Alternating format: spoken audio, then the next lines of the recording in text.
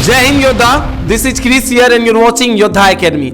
आज का जो विषय है वो बहुत ही ज्यादा गंभीर है। आप सभी को पता होगा कि 2020 में एक नया शिक्षा नीति लागू किया गया था, है ना। आप सबको पता होगा, यदि नहीं पता होगा तो आपके भैया को जरूर पता होगा, और नहीं पता है तो आप पता कर सकते हैं, ठीक है। तो सरकार यानी केंद्र सरकार, राज्य सरकार नहीं, केंद्र सरकार के द्वारा एक नया शिक्षा नीति को लाया गया था, जो कि उस साल तो मतलब पास नहीं हुआ था, लेकिन अब जो है वो नया शिक्षा नीति क्या हो चुका है, पास हो चुका है। तो अब बड़ा ही मतलब ये चिंता का विषय बन चुका है कि बच्चों के भविष्य के साथ क्या होगा, है ना। तो उन्हीं विषय पे आज मैं चर्चा करने वाला हूं। मैं आपका ज्यादा समय नहीं लूंगा, खूब लूंगा तो हार्डली 5 से 6-7 मिनट आपका मैं क्या टाइम लेने वाला हूं, ठीक है। तो आइए सबसे पहले मैं देखूं यहाँ पे, तो आप सभी को पता होगा कि नया शिक्षा नीति कैबिनेट में पास हो चुका है। जी हाँ प्यारे बच्चों, ये नया शिक्षा नीति कैबिनेट में क्या हो चुका है, पास हो चुका है। क्या अब 10th 12th का एग्जाम 2025-26 में नहीं होगा, है ना, और इसके अलावा बच्चों के भविष्य का क्या होगा, ठीक है।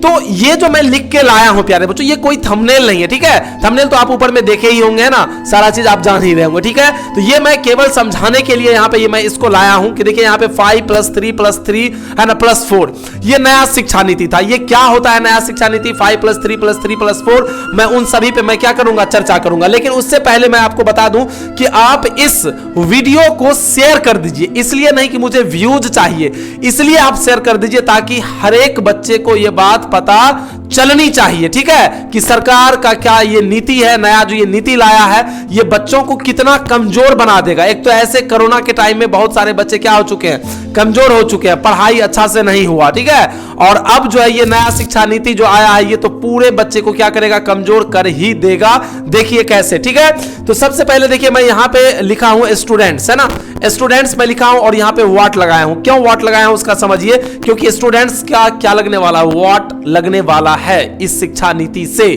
क्या है ये समझिए। देखिए पहले क्या था, आप सभी को पता है कि 8th का पढ़ाई किए, फिर 9th का किए, फिर 10th जो आपका क्या हो जाता था, बोर्ड।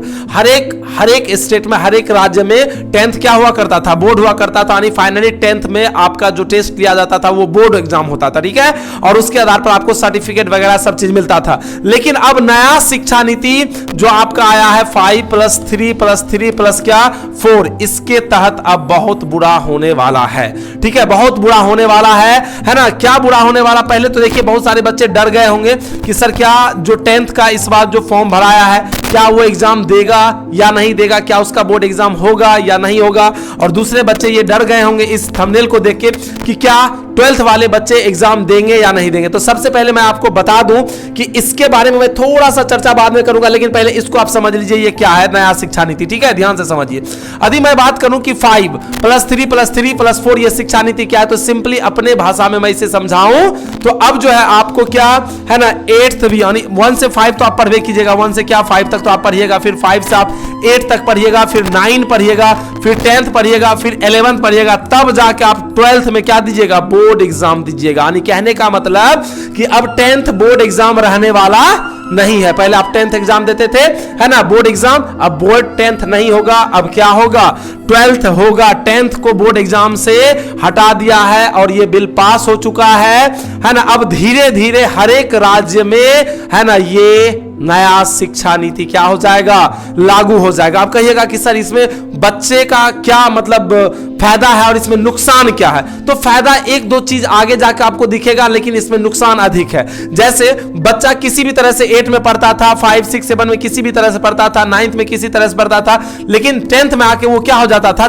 चिंतित हो जाता था पढ़ाई को लेके। भाई बोर्ड एग्जाम होने वाला है, रिजल्ट आएगा, उसमें गांव में नाम होगा, सारा चीज होगा।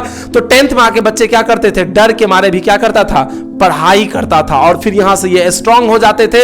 और फिर यहां रिजल्ट 10th आने के बाद ये डिसाइड हो जाता था कि बच्चे आर्ट्स लेंगे कि कॉमर्स लेंगे कि साइंस लेंगे, ठीक है। क्योंकि जब बच्चे का अच्छा मार्क्स आता था, मैथमेटिक्स में अच्छा मार्क्स लाता था, तो सभी को ही कहते थे कि साइंस स्ट्रीम लेके पढ़ो ताकि बच्चा में क्या है, दम है, स्ट्रांग है। तो अब क्या होगा कि बच्चा ध्यान नहीं देगा। जैसे 11th को फर्स्ट ईयर को रेस्ट ईयर समझता था, उसी तरह से 10th को भी समझने का क्या करेगा, प्रयास करेगा। तो इसलिए मेरा मानना है कि ये कहीं ना कहीं स्टूडेंट को क्या करेगा, ये कमजोर करेगा ये नीति, ठीक है। आगे यदि हम बात करें कि सर अब आगे क्या होगा, आगे क्या है, आगे क्या है कि अब देखिए पहले होता था पार्ट पार्ट 1, पार्ट 2, पार्ट 3 यानी ऑनर्स पेपर जो होता था वो 3 साल का होता था, लेकिन अब कितने साल का कर दिया है? 4 साल का भी कर दिया है, 3 साल का भी कर दिया है। जिसको मान के चलिए कि लॉयर एजुकेशन है, कि जिसको हमको आगे अब ज्यादा कुछ पढ़ना नहीं है, तो केवल हमको मान के चलिए कि ऑनर्स करना है, तो 3 साल का कर लेगा।